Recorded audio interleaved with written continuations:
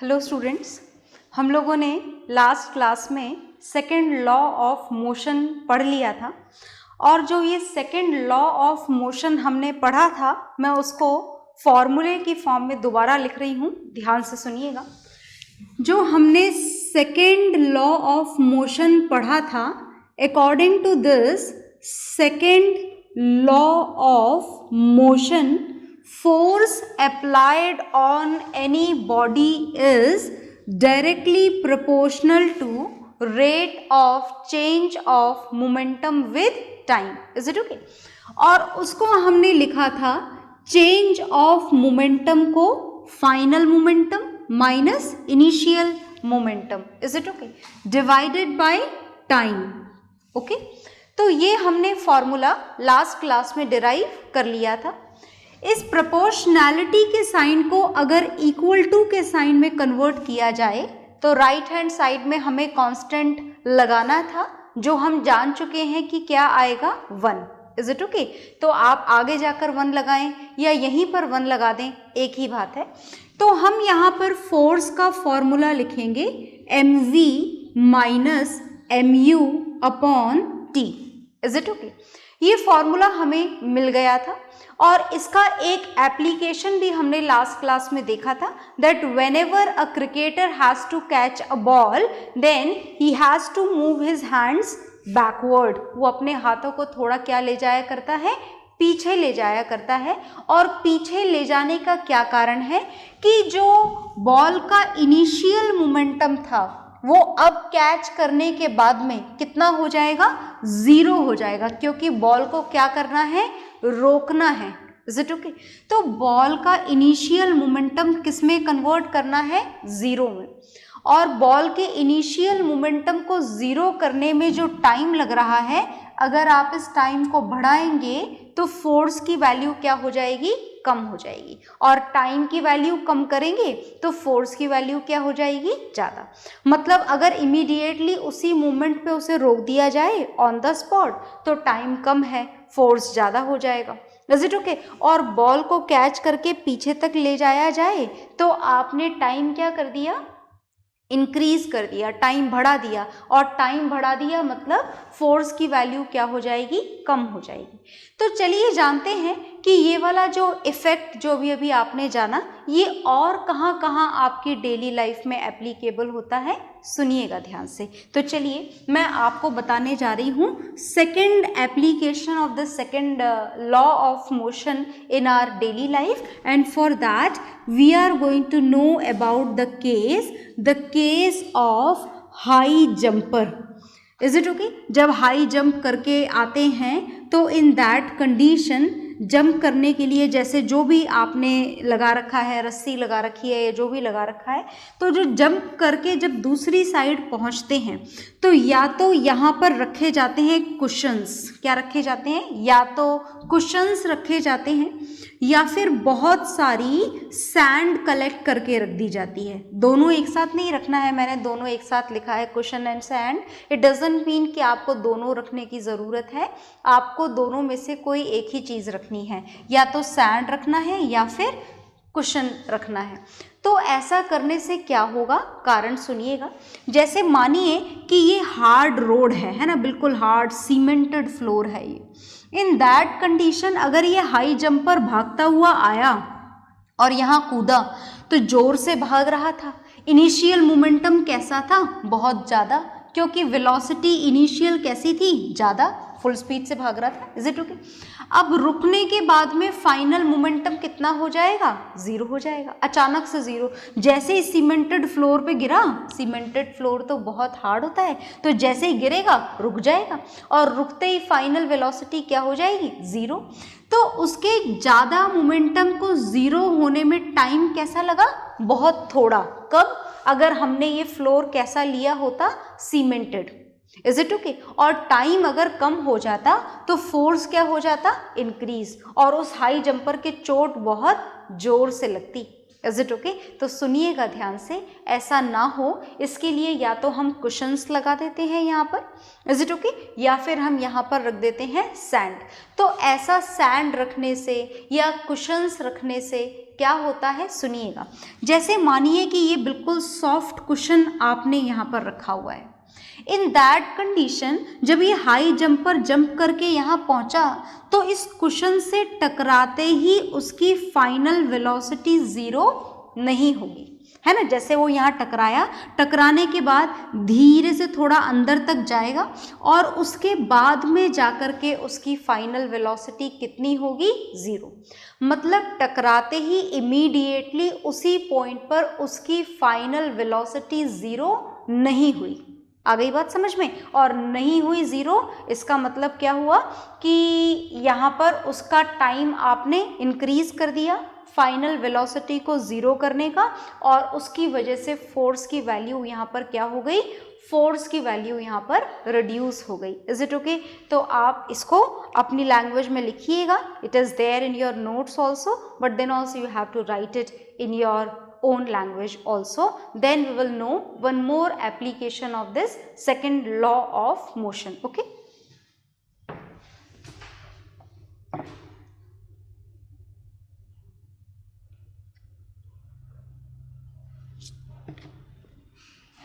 तो ये second law of motion आपने नोट कर लिया होगा, इसका एक एग्जाम्पल आपने नोट कर लिया होगा। अब हम इसका एक और एप्लीकेशन देखने जा रहे हैं, देखेंगे। चलिए एक और application, that is the case of seat belt. Why we have to use the seat belt in the car. Okay, तो चलिए हम वो जानते हैं सीट बेल्ट को कैसे, क्यों और कैसे यूज किया जाता है, उसका कारण हम जानेंगे। ओके, तो चलिए मैं लिखवाती हूँ आपको, तब तक आप ये फॉर्मूला नोट डाउन करेंगे और हम नेक्स्ट केस जानने जा रहे हैं उसके बाद में कि why we use the seat belts in the car. हम सीट बेल्ट्स को क्यों काम में लेते हैं कार में, ये हम यहाँ पर जानने जा रहे हैं। Is it okay? क्यों ज़रूरी है सीट बेल्ट को काम में लेना, सुनिएगा ध्यान से। जैसे ये है भाई आपकी कार। Is it okay? ये आपने कार यूज़ कर रखी है, ये है कार की सीट, यहाँ पर आप बैठे हुए हैं, यहाँ पर स्टीयरिंग है, आप कार चला रहे हैं। ओके, अब आप जो यहाँ पर कार चला रहे हो, मान लो कि आपकी इनिशियल वेलोसिटी है 80 kilometre per hour. Is it okay? kmph भी आप लिख सकते हैं किलोमीटर पर आवर को। This is kmph, kilometre per hour. मतलब जब आपकी स्पीड 80 किलोमीटर पर आवर है तो आपका इनिशियल मोमेंटम कैसा है? ज़्यादा है, बहुत ज़्यादा। कार का मास तो वैसे ही बहुत ज़्यादा होता है और आपकी वेलोसिटी भी काफ़ी तेज है, मतलब इनिशियल मोमेंटम कैसा है? बहुत ज़्यादा है। ओके, अब मान लीजिए सडनली किसी केस में ब्रेक लगाना पड़ा, या फिर कोई अनएक्सीडेंटली आप बोले कि कोई एक्सीडेंट हो गया, सामने कोई दीवार थी या कोई बहुत बड़ा ट्रक था, कोई टक्कर हो गई, कुछ हो गया। Is it okay? मतलब सडनली आपकी वेलोसिटी, इनिशियल वेलोसिटी जो 80 किलोमीटर पर आवर थी, वो बिल्कुल sudden with in a second किस में चेंज हो गई? 0 वेलोसिटी में चेंज हो गई। आई बात समझ में? मतलब इनिशियल मोमेंटम बहुत ज़्यादा था और अचानक से आपने अपना मोमेंटम क्या कर दिया? 0 कर दिया, है ना। बिल्कुल थोड़े से ड्यूरेशन के अंदर। टाइम क्या है यहाँ पर? बहुत कम। फटाफट टकराए और फटाफट वेलोसिटी क्या हो गई? 0। फटाफट मूवमेंट क्या हो गया? 0। इन दैट कंडीशन टाइम यहाँ पर क्या लगा? कम। तो फोर्स कैसा लगेगा? बहुत ज़्यादा। आप यहाँ पर बैठे हुए थे और जोर से आकर के टकराए स्टीयरिंग से। Is it okay? अब दूसरी कंडीशन ये है कि आपने बिल्कुल प्रॉपर सीट बेल्ट लगा रखी है। क्या लगा रखी है? Seat belt. तो इन केस ऐसी कोई टक्कर हो भी जाए तो भी आप सीट बेल्ट आपको एकदम से आगे नहीं आने देगी, है ना। सीट बेल्ट धीरे धीरे खींचेगी, धीरे धीरे आप आगे आओगे, धीरे से जाकर के टकराओगे स्टीयरिंग से या आगे जो भी डैशबोर्ड है जिससे भी आप टकराओगे। Is it okay? मतलब आपके मोमेंटम को, आपके इनिशियल मोमेंटम को 0 होने में जो टाइम लग रहा है वो टाइम आपने क्या कर दिया? इंक्रीज कर दिया। और टाइम को बढ़ाकर आपने अपने ऊपर लगने वाला फोर्स क्या कर दिया? कम कर दिया. Is it okay? तो in this way whenever we increase the time for the change of momentum then the force applied on a body decreases. तो ये फॉर्मूला आपके सामने लिखा हुआ है. With the use of this formula we will solve some numericals. तब तक आप इस टॉपिक को नोट डाउन कर लीजिए and then after the video you write down this particular phenomena in your own language. Okay, तब तक मैं आपके लिए न्यूमेरिकल लेकर आती हूँ.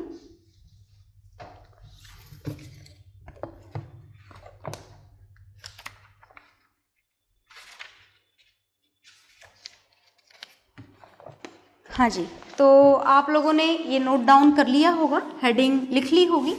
इस सेकेंड लॉ के ऊपर बेस्ड, इस फॉर्मूले के ऊपर based which is here in front of you, we are going to solve some of the questions.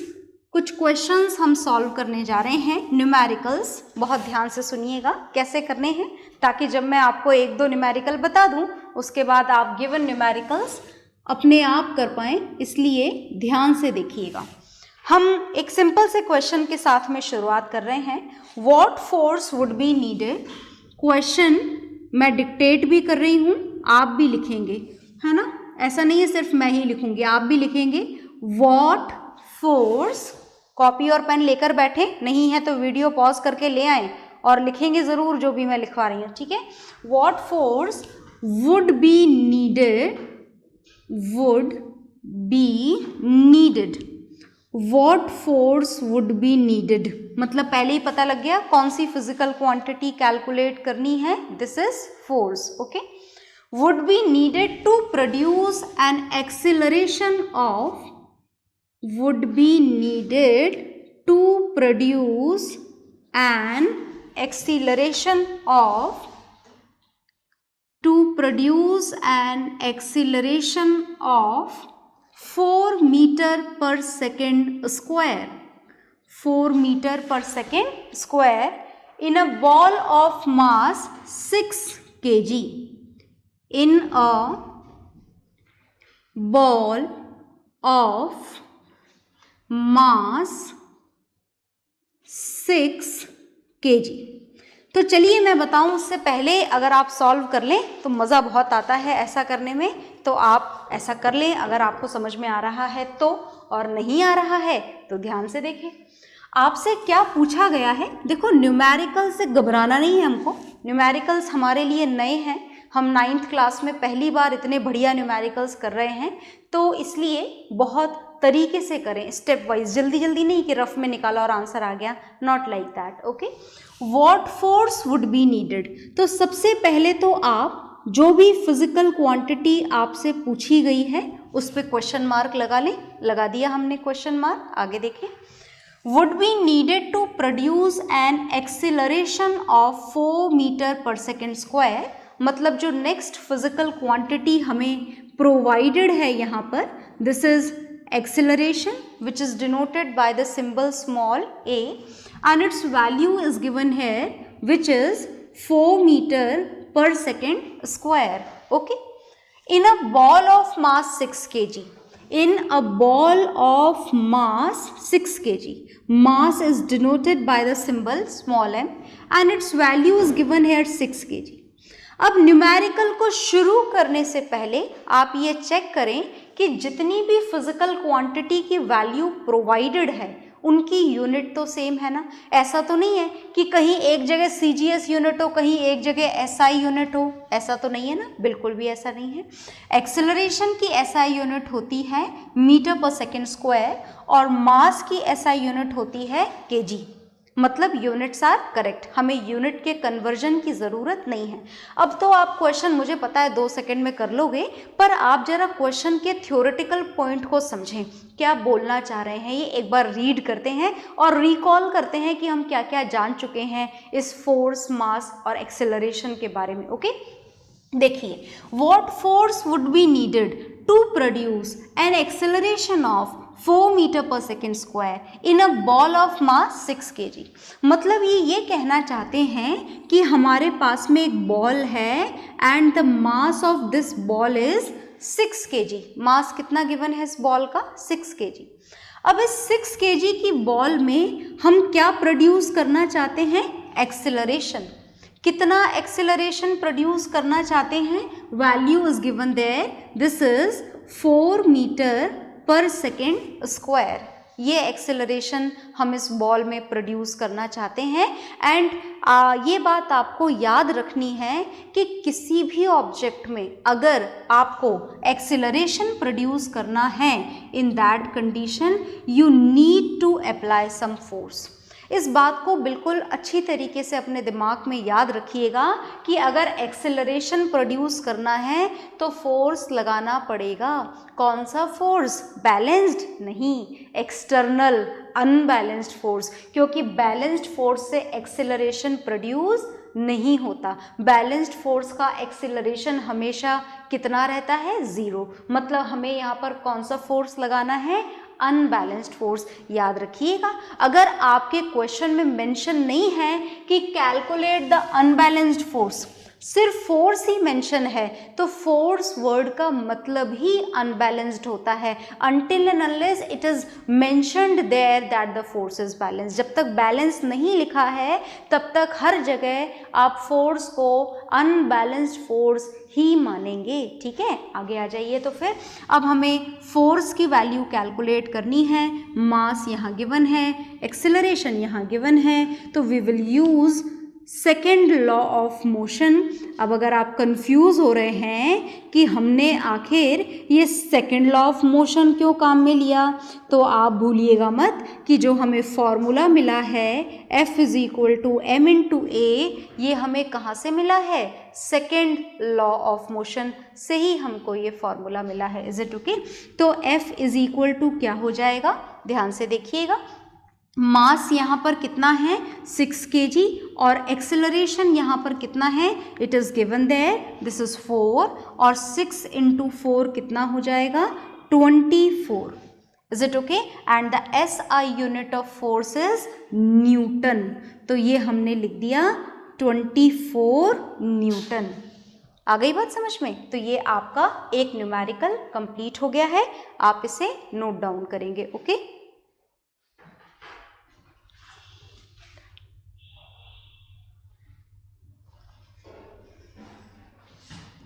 तो वीडियो पॉज करके आप इसको न्यूमेरिकल को नोट डाउन करेंगे।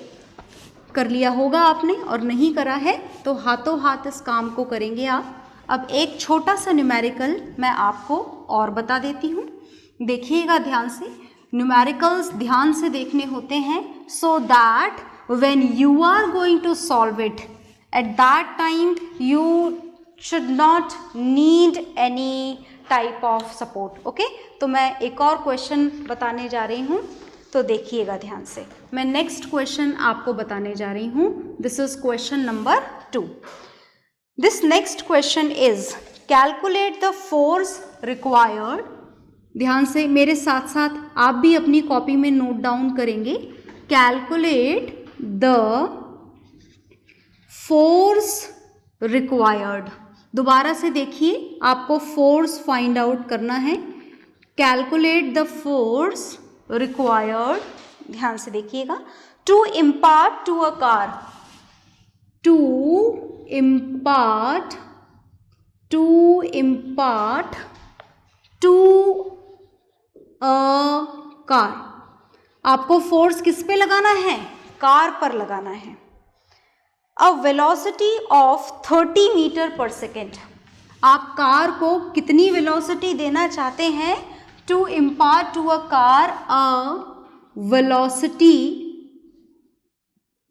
Of 30 metre per second. चलिए आगे पढ़ते हैं।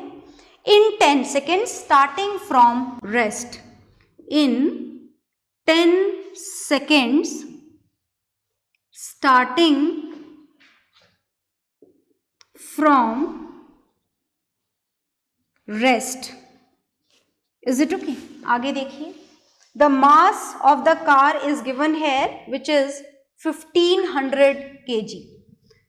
The mass of car is given here, this is 1500 kg. तो चलिए क्वेश्चन को हम सॉल्व करना शुरू करते हैं।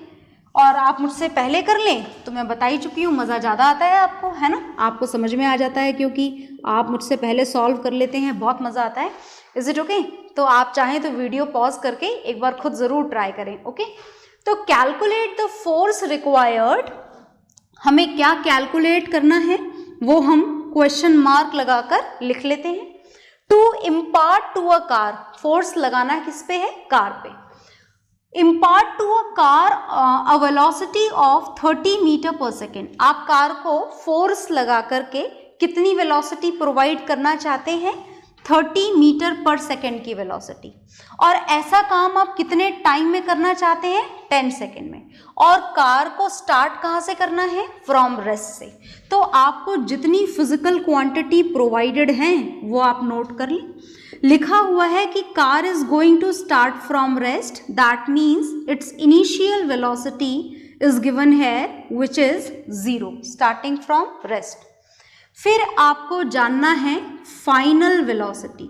Final velocity is also given here which is need to be imparted in the car, आप कार को प्रोवाइड करना चाहते हैं, and that is 30 metre per second. भूलना मत, the symbol of final velocity is v। आगे देखिए और क्या गिवन है।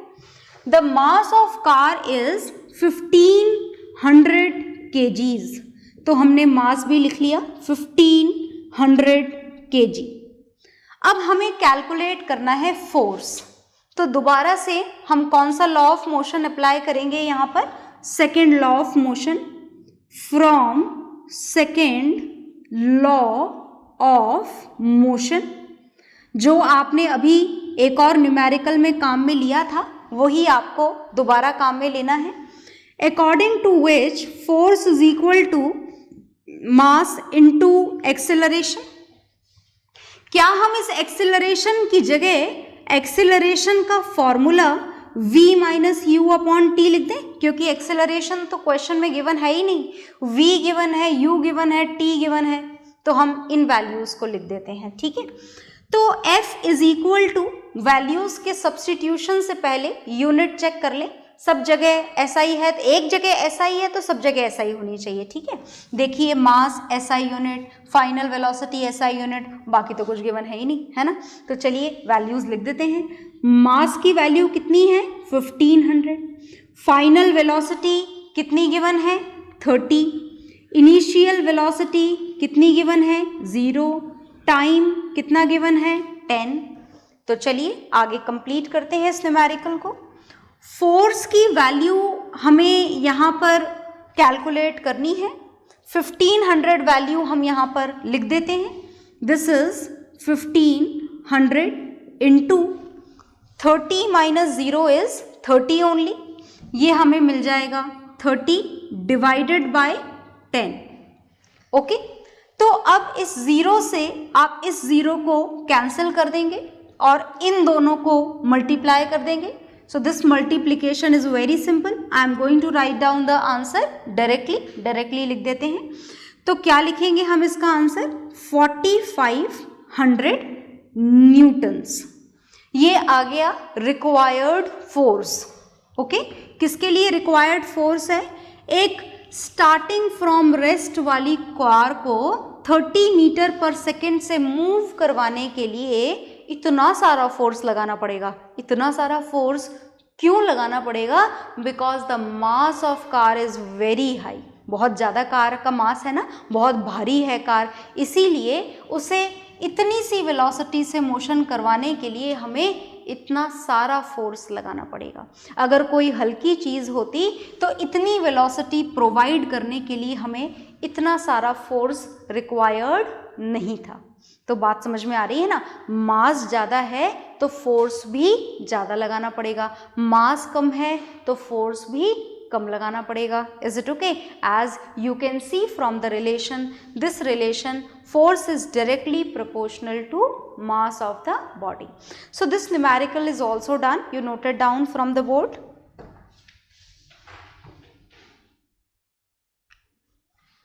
तो आप वीडियो पॉज करके इसको नोट डाउन करेंगे, ओके? और इसके बाद में हम कुछ और क्वेश्चंस करेंगे, but that we will do in the next class. Is it okay? तो इससे पहले आपको जितने भी न्यूमेरिकल होमवर्क में दिए जाएं आप उन्हें ट्राई करिएगा with the same formula, second law of motion. Okay, bye everyone.